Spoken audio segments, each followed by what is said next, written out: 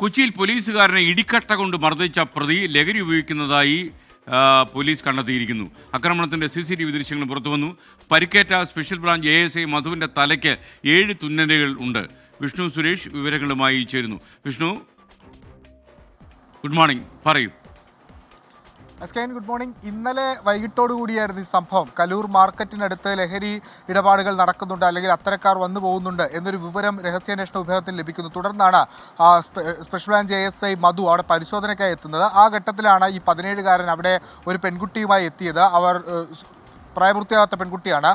ഇത് പരിശോധിച്ചുകൊണ്ടിരിക്കുന്നതിനിടയിൽ ഇയാൾ പുറത്തേക്ക് പോയി. ഈ 17 വയസ്സുകാരൻ ഈ പെൺകുട്ടിയെ കൊണ്ട് ആക്കിയ ശേഷം തിരികെ വന്നാണ് ASIയെ ഇടിച്ചത്. കയ്യിൽ കരുതിയിരുന്ന ഇരുമ്പ് വസ്തു ഉപയോഗിച്ച് തലക്കിടിക്കുകയായിരുന്നു.